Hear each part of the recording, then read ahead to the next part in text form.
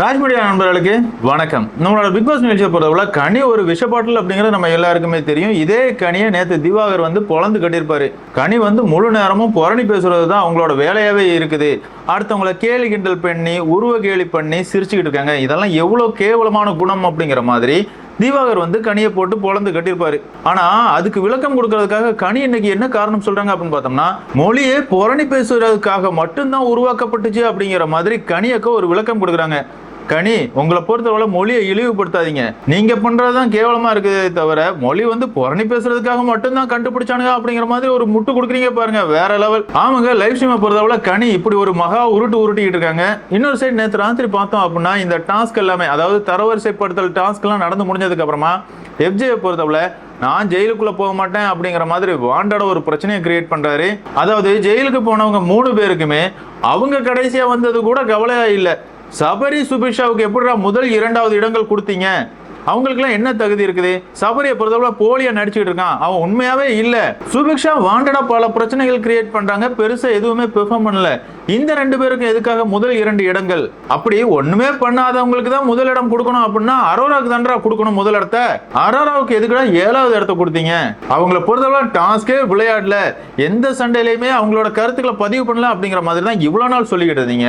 அப்படி இருக்கும்போது தன்னோட கருத்துக்களை நேர்மையா சொல்றாங்க அப்படிங்கிற மாதிரி 7வது இடம் எதுக்காக அரோரா கொடுத்தீங்க அப்படிங்கிறது தான் நேத்து நடந்த கலவரத்தோட முக்கிய காரணங்களா இருந்துச்சு. என்னதான் இருந்தாலும் எஃப்ஜே பொறுத்தவரை எப்பா என்னால ஜெயிலுக்குள்ள எல்லாம் போக முடியாதுப்பா அப்படிங்கிற மாதிரி வெளியே படுத்திருக்காரு. அந்த இடத்துல நம்மளோட விக்ரம் வர்றாரு. எஃப்ஜே கிட்ட கேள்வி கேட்கிறாரு, என்ன எஃப்ஜே ஜெயிலுக்குள்ள போக மாட்டீங்களா அப்படின்னு கேட்கிறாரு. எஃப்ஜே நான் ஜெயிலுக்குள்ள போக முடியாது அப்படிங்கிற மாதிரி சொல்றாரு.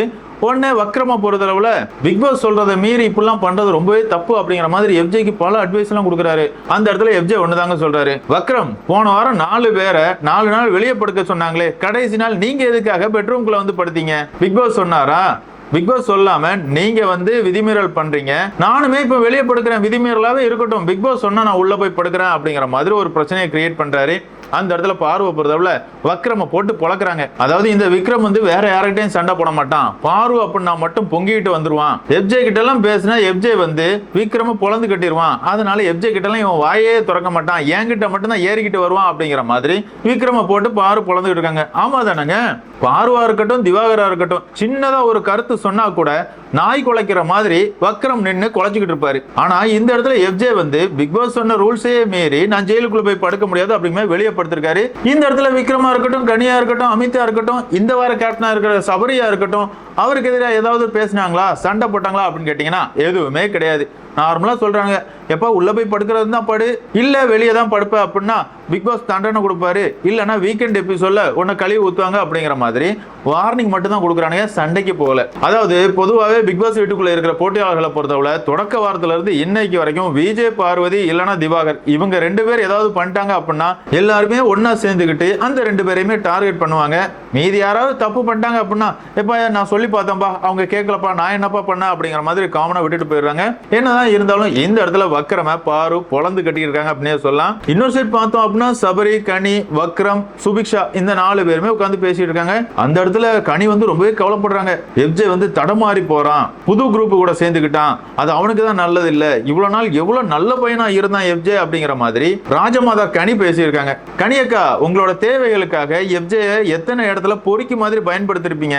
ஆமா, உங்களை பொறுத்தவரை லைட்டா தூண்டி மட்டும் தான் விடுவீங்க. எஃப்ஜே எதிரில் நிக்கிறவங்கள கிழிச்சு எடுத்து இருப்பாரு. இப்படி உங்களோட தேவைகளுக்காக எவ்வளவு நாள் எஃப்ஜே பயன்படுத்திங்க. இன்னைக்கு உங்களுக்கு எதிராக பேசின உடனே குத்துதாக்கா அப்படிங்கிற மாதிரி தான் இருந்துச்சு. இன்னொரு சைடு பார்த்தோம் அப்படின்னா திவாகரை பொறுத்தவரை முழுக்க கனியை கழுவிதான் ஊத்திட்டு இருக்காரு. ஆமாங்க, அவரை பொறுத்தவரை கனி போலியா இருக்கிறாங்க, புரணி பேசிட்டு இருக்காங்க, அடுத்தவங்களை உருவ கேலி பண்றதெல்லாம் இவங்க பார்த்து ரசிச்சுக்கிட்டு இருக்காங்க, எப்பவுமே புரணி தான் பேசிட்டு இருக்காங்க. அவங்களை பொறுத்தவரை அவங்களுக்குன்னு ஒரு குரூப்பை சேர்த்துக்கிட்டு ஒரு கேவலமான குரூப்பிசம் ஆடிக்கிட்டு இருக்காங்க. கனி தான் இந்த சீசனோட விஷ பாட்டில் அப்படிங்கிற அளவுக்கு திவாகர் முழுக்க கனியை போட்டு தாக்கிக்கிட்டு இருக்காரு. அதே மாதிரியே திவ்யாவை பொறுத்தவரை நான் மட்டும்தான்ப்பா உத்தமி, மீதி எல்லாருமே தப்பானவங்க. நடுவர்களாகி இருந்த அமித், கனி, விக்ரம் இந்த 3 பேருமே தீர்ப்பை சரியா வழங்கல. இதுக்கெல்லாம் காரணம் நீங்க தான். அவங்க என்ன சொன்னாலும் ஓகே ஓகே அப்படிங்கிற மாதிரி சொல்றீங்கல்ல, இதுதான் தப்பு. இந்த வீட்டுல யாருமே நல்லவங்க கிடையாது, எல்லாருமே தப்பு பண்ணியிருக்காங்க. நீங்க இப்படி யாரையுமே நல்லவங்க அப்படிங்கிற மாதிரி நினைக்காங்க அப்படிங்கிற மாதிரி எல்லாரையும் ஏற்றி விடுறாங்க. அதுலயும் குறிப்பா ரம்யா, வியானா இவங்க கிட்ட எல்லாம் திவ்யா பேசும்போது வேற லெவல்ல இருந்துச்சு.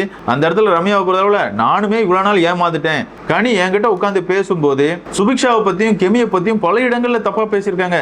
ஆனா இந்த இடத்துல அவங்களுக்கு 2வது 3வது இடத்தை கொடுத்துருக்காங்க. அப்போ இவ்வளவு நாள் போலியா தானே கனி இருந்திருக்காங்க அப்படிங்கிற மாதிரி ரம்யாவும் கனியை போட்டு புழகுறாங்க. இப்படி முழுக்க முழுக்க புரணி பேசுறது மட்டும் தான் நேற்று ராத்திரி நடந்துச்சு அப்படின்னு சொல்லலாம். சரி, என்னதான் இருந்தாலும் இன்னைக்கான எபிசோடோட முதல் ப்ரோமோ ரிலீஸ் ஆயிருக்கு. இந்த முதல் ப்ரோமோவை பொறுத்தவரை இந்த வாரத்துக்கான ஒஸ்ட் பெர்ஃபார்மரை தேர்ந்தெடுக்கிறது தான் காட்டியிருக்காங்க. இதுல முதல்ல வர வினோதா இருக்கட்டும், கெமியா இருக்கட்டும், திவாகரோட பேரை சொல்றாங்க. அதுக்கு காரணம் கெமி என்ன சொல்றாங்க அப்படின்னு பார்த்தோம்னா, நடந்து முடிஞ்ச ராஜாங்கம் டாஸ்க்ல திவாகர் பல இடங்கள்ல அவங்களோட ரோல்ல இருந்து வெளியே வந்துட்டார் அப்படிங்கிற காரணங்களை சொல்றாங்க.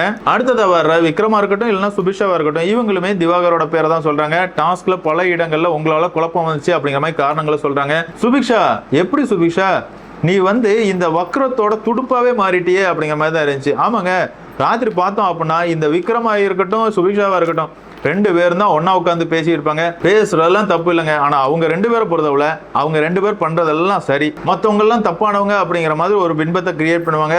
அதுலயும் சுபிக்ஷாவை பொறுத்தவரை வியானா மேல வன்மத்தை கொட்டிட்டு இருக்காங்க அப்படின்னு சொல்லலாம். வியானா போலியா இருக்கா, வியானா கிட்ட இருந்து நான் விலகி இருக்கேன் அப்படிங்கிற சொல்றாங்க. ஏமா, நட்பை பல இடங்கள்ல தவறா பயன்படுத்தினது நீதாமா சுபிக்ஷா? ஆமாங்க, சுபிக்ஷாவை பொறுத்தவரை எப்பவுமே ஃப்ரெண்டா இருப்பாங்க.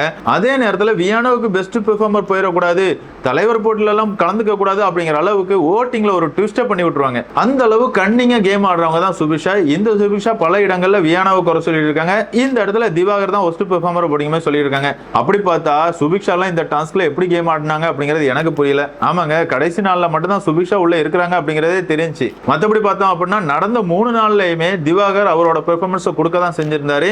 அதே நேரத்தில் பல இடங்கள்ல திவாகர் அநாகரிகமான வார்த்தைகள் பயன்படுத்தினாரு. ஆனா அவரை ட்ரிகர் பண்ணது யாரு அப்படிங்கறதும் இருக்கு. அவர் அமைதியா இருந்தாலுமே வினோதா இருக்கட்டும், இந்த வக்கரமா இருக்கட்டும், காமெடி அப்படிங்கிற பேர்ல அடுத்தவங்களை மார்க் பண்ற மாதிரியும் கேலி கிண்டல் பண்ற மாதிரியும் பாட்டுகளை பாடி திவாகரை வெறியேத்தினாங்க அப்படிங்கிறது தான் நிதர்சனமான உண்மை.